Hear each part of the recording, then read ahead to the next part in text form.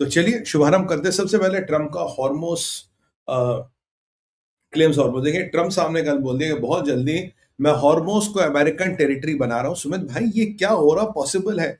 देखिए, मैं पहले ही क्लियर कर दूं, अगर हम प्रेजेंट डे में मुल्ला रिजीम को देखें, उसके होते हुए 101% इम्पॉसिबल है। सुमित भाई, ये हो क्या रहा है? देखिए, काफी सारी चीजें एक साथ हो रही है और मैं आपको सारा समझाने का प्रयास करूंगा। अब ये ट्रम्प है, क्या Trump has lost his head? मतलब क्या बोल रहा है यार? हॉर्मोस को अमेरिकन टेरिटरी ब्लेम करे। कल बोल रहा था सुमित भाई कि ईरान में जैन इब्राहिमिक अकॉर्ड्स। हो क्या रहा है? What the hell is happening? ऐसा कुछ हो रहा है? देखिए, ईरान की रिजीम कमजोर हो चुकी है, मुल्ला रिजीम, फॉर योर इंफॉर्मेशन, और रिजीम की सिट्टी पिट्टी गुम है। Regime doesn't know how to hammer and how to move on. और ट्रंप की रणनीति जो थी कि ब्लॉकेड बढ़ाना, वो काम कर रही है। और शिप्स बुला लिए गए हैं। नए इकोनॉमिक सैंक्शंस आपके 72 घंटे में अनाउंस हो जाएंगे, राइट? उसके बाद एक बहुत बड़ा मिलिट्री बिल्डअप, बहुत बड़ा मिलिट्री बिल्डअप है, बहुत बड़े मिलिट्री अटैक की तैयारियां भी हो रही, जो मेरा आकलन है, मेरा अनुमान है, मेरे एनालिसिस है। क्योंकि जो ट्रंप ने कल कहा कि भाई ये लोग मिसाइल बना रहे हैं और मिसाइल इनके बहुत जरा जल्द बहुत रफ्तार से बन रहे हैं, मैंने जो देखा है, जितना सोचा किया है, सोचा, I have gone through all the facts and figures and data, it is impossible for Iran to ramp up the missile production at alarming rate. Possible ही नहीं है। तो फिर ये सारी तैयारी वही होती जैसे आपने सद्दाम हुसैन की टाइम में की थी, weapons of mass destruction. Saddam Hussain के पास वेपन्स ऑफ मास डिस्ट्रक्शन है, आपने एक्शन लिया, सलाम की छुट्टी कर दी। बाकी आपने इब्राहिम लिंकन को वापस भेज दिया है। George W Washington aircraft carrier आ रहा है। मतलब आप तैयारी करो, अब ये आज होगा, कल होगा, परसों का मुझे नहीं पता। उसी श्रृंखला में एक आगे कड़ी जोड़ी गई है। फिर जेडी वेंस का बोलना कि हमारे पास और भी टूल्स हैं ईरान की तबीयत ठीक करने के लिए। अभी क्या प्रायोरिटी है? अभी मेरी मात्र प्रायोरिटी है ईरान न्यूक्लियर वेपन ना बनाए, और ईरान न्यूक्लियर वेपन ना बनाए, बस ये मेरी मात्र प्रायोरिटी है। और भूल गया क्या बोला मैंने? I am just trying to recap. एक मेरी प्रायोरिटी है कि ईरान न्यूक्लियर वेपन ना बनाए। दूसरी प्रायोरिटी क्या? Do you remember that? What is the दूसरी प्रायोरिटी? दूसरी प्रायोरिटी थी strait of Hormuz. Strait of Hormuz was always the priority, और ईरान न्यूक्लियर वेपन ना बनाए। अब देखिए यहां कहानी क्या हो रही। ईरान में डेफिनेटली एक ग्रुप है, एक ग्रुप ऑफ पीपल है जिससे ट्रंप बात कर रहा है, और ये ग्रुप ऑफ पीपल कहीं ना कहीं ट्रंप की हर चीज मानने को तैयार है। अब इस ग्रुप के अंदर कितनी ताकत है, कितनी नहीं है, that is highly debatable, but कुछ तो कुछ इस ग्रुप की औकात है।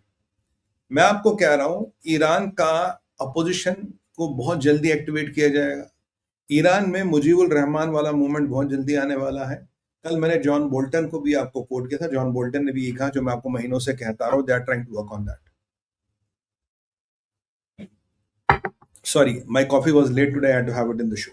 तो ये हमारी व्यवस्थाएं की जा रही है। अब अगर ये समीकरण बैठता है, मान लीजिए Reza Pahlavi takes on Iran, और बीच में सेंटर में वो जाके एक बादशाह बनता है, कुछ हिस्सा कुर्दों को देंगे, कुछ यहां जाएगा, कुछ वहां जाएगा, उसका भी एक प्लान बन चुका है। ईरान को इतना बड़ा ईरान नहीं छोड़ा जाएगा, ये मेरी बात लिख के रख लेना आप। रजा पहलवी ने कहा था कि भाई मैं इजराइल को सबसे बेहतरीन जगह पे एम्बेसी दूंगा, यानी कि वो इब्राहिमिक अकॉर्ड साइन करने को तैयार है। और बट प्रॉब्लम क्या है, अगर रजा पहलवी आया, आपने इब्राहिमिक अकॉर्ड साइन भी कर लिया, बट कल को रजा पहलवी के बाद कोई और आया, कोई मुल्ला मौलाना फिर खड़ा हुआ, उसने रजा पहलवी को टॉपल कर दिया, तो then you are back to square one. So how do you handle this position of going back to square one? The only way of handling this position of going back to square one is कि Iran के पास एक ही leverage है, दो leverage, एक nuclear weapons और strait of Hormuz. Nuclear weapons की व्यवस्था आपको परमानेंट करनी पड़ेगी, और for here now and hair after तक करनी पड़ेगी। और जहां तक स्ट्रेट ऑफ हॉर्मोस की व्यवस्था है, अगर आपने उसको अमेरिकन टेरिटरी डिक्लेयर कर लिया, तो उस पर ईरान का आधिपत्य कभी नहीं हो सकता, उस पर ईरान कभी कब्जा नहीं कर सकता। और ये जितनी भी स्टोरी है अमेरिका का CIA डाल रहा है कि भाई ईरान वेपन्स बना रहा है, ईरान के वेपन बहुत अलार्मिंग रेट से बन रहे, this is basically to create that WWD। ये WMD वाला सदाम हुसैन का सिनेरियो बनाया जा रहा है, और सदाम हुसैन के साथ फिर अमेरिका ने क्या किया आप जानते हैं। वही गलती यहां कर रहा है, but America studying with caution, क्योंकि वो वॉर बहुत लंबी चली थी, यहाँ आप बहुत कम समय में बहुत बड़ा अचीवमेंट करना चाहते हो। मैं आपको एश्योरिटी दे रहा हूँ, उसकी पूरी पूरी तैयारी हो रही है। अगर वो होता है, let's say you install a Reza Pahlavi with the opposition and all or somebody else, but तब भी स्ट्रेट ऑफ हॉर्मोस क्या है? इसे कहते हैं शेर के मुंह खून लगना। कहा जाता है कि शेर जो होता है, जब एक बार आदमखोर हो जाता है, वो शिकार करना छोड़ देता है। भाई जंगल में 10 किलोमीटर भागेगा तो खरगोश मिलेगा, आदमी तो इतने घूम रहे हैं, तो उसके लिए वो लगता है यार ये इतने आदमी अगर मेरा खाना बन सकते हैं तो मुझे खरगोश के पीछे भागने की जरूरत ही नहीं है। आदमखोर शेर कभी शिकार नहीं करता, वो फिर आदमियों पर अटैक करता, उसको फिर मारना पड़ता है। ईरान की राजनीति आदमखोर हो गई है। They have tested the blood, how much is it of leverage of controlling Hormuz. आज रजा पहलवी आपको कुछ भी बोले, कल को आपको कोई भी कुछ बोले, बट कल को उसके अंदर का मौलाना मुल्ला जब छोटा मुल्ला जग गया। मुझे याद आता तारिक फतेह साहब की, जो हमेशा एक बात कहते थे, यार हमें सबसे बड़ा डर ये लगता है कि हमारे अंदर का छोटा मुल्ला कब जगेगा। अगर छोटा मुल्ला जग गया, बोलता अरे ये तो हमारा है, हम इस पर कब्जा करो, काहे को अमेरिकनों को दे रहे, तब मसला खराब हो जाएगा। सो इसीलिए what you do is you take that Strait of Hormuz permanently into your control, declare it as an American territory, और इसके साथ आपको लेवरेज मिलेगा पूरे मिडिल ईस्टर्न ऑयल पे। American will start controlling all the oil of middle east. मैं अब तक सोच रहा था अगर ये इराक से आराम से निकल रहे हैं तो इनका कार्यक्रम क्या है। मे बी इराक से निकलने का कार्यक्रम इस यहाँ पे बैठ जाना, हॉर्मोस पे बैठ जाना। अगर ये इराक से निकलेंगे आप और हॉर्मोस पे बैठ गए, Hormuz is much bigger, much strategic than being in Iraq honestly. तो अगर ये आ रहे, ये एक संभावना है।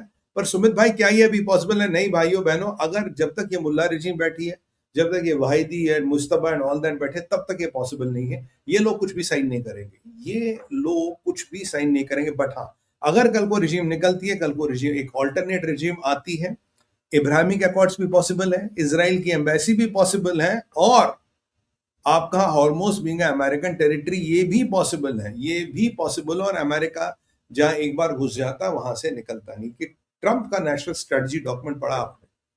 ट्रंप का नेशनल स्ट्रेटजी डॉक्यूमेंट कहता है वहां रिसोर्सेज लगाओ जहां आपको फायदा हो, don't be the global policeman. तो इसीलिए स्ट्रेट ऑफ हॉर्मोस पे रिसोर्स लगा के सीधा सीधा अमेरिका का फायदा है। You don't have to be the global policeman. It's not about policing. That strait controls the economy of the Middle East. आपके हाथ, जिसके हाथ में, और स्ट्रेट ऑफ इकोनॉमी की, मिडिल ईस्ट की इकोनॉमी कंट्रोल करता है। और आपको क्या लगता है आने वाले टाइम में अमेरिका उस पर टैरिफ नहीं लगाएगा? 101% टैरिफ लगाएगा। मेरी बात लिख के रखिए, टैरिफ का पोटेंशियल उस स्ट्रेट का 40 से 50 बिलियन डॉलर है, 40 to 50 बिलियन डॉलर। यानी कि जितना भी मिडिल ईस्ट में डिप्लॉयमेंट्स, युद्ध आगे पीछे जो भी खर्चा हुआ मेरे भाइयों बहनों, वो सारा स्ट्रेट देगी। सो ट्रंप अगर आपको लगता है खिसका हुआ है, ट्रंप अगर लगता है आपको पागल है, ना वो खिसका हुआ है ना वो पागल है। He thinks of some things which may or may not be possible, but if they are possible, this is how it is looking like. It's $50 billion की लॉटरी है स्ट्रेट। और जिस दिन अमेरिका लेगा, पहले कुछ टाइम लेगा, एक दिन बाद उस पर थोड़ा टैक्स लेना शुरू करेगा, और ये revenue will be with America till eternity. Panama canal पे, स्विस कनाल पे एवरीबडी मेड मनी, और ट्रंप को ये चीज चुभती है, और वो बिजनेसमैन है। उसे यहाँ पैसा दिख रहा है, उसे यहाँ कंट्रोल दिख रहा है, उसे यहाँ रिटर्न ऑफ इन्वेस्टमेंट दिख रहा है, उसे हर वो चीज दिख रही है which makes sense for American interest, and that makes sense. I agree with him. If I am at his place, I'll also do the same. और इसके बाद पूरे मिडिल ईस्ट के पेज आपके हाथ में, कतर वतर सब आपके हाथ में आ गए। आपने मुस्लिम ब्रदरहुड के तिजोरी पे लात मार दी, क्योंकि आपने जिस दिन कतर का गैस कंट्रोल कर लिया, और आपको अल्टीमेटली वैसे वैसे आपको सारी इजराइल शिफ्ट करनी पड़ेगी, आपको अपना क्लटर कराम करना पड़ेगा, and then you will be able to control everything, because it's all about money. If you control the money, you control everything. अगर आपके हाथ पैसा आ गया, आपके पास सब कुछ आ गया, that is what the bigger game plan is. ये ट्रंप की रणनीति है। सो ट्रंप जो कह रहा है, इस सिचुएशन जो आइडियलिस्टिक है, ये होगी नहीं होगी, कब होगी मुझे नहीं पता, करंट रिजीम के साथ नहीं होगी, बट इसका दो अभिप्राय बहुत क्लियर है जो मैं आपको बता रहा हूं।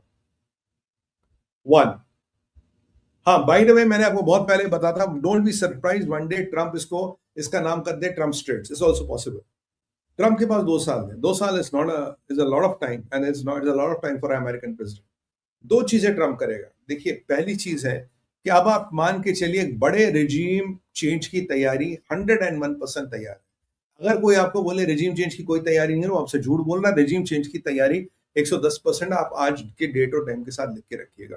दूसरी बात, एक बहुत बड़े लड़ाई यानी कि रैंप अप वॉर, बड़ी हुई लड़ाई, बड़े हुए जंग की तैयारी भी चल रही है, क्योंकि बड़े जंग के बिना रिजीम चेंज नहीं हो सकती, रिजीम चेंज के बिना ये सपना पूरा नहीं हो सकता, ये सपने के बिना आपका मिशन पूरा नहीं होगा। और अगर आप ये मिशन पूरा नहीं करोगे तो आपकी फिर वही कहानी होगी, फिर तेरी कहानी याद आएगी, you will be in trouble again. So that is where the big deal is going to be. So यहाँ कहानी शुरू होने वाली है मित्रों।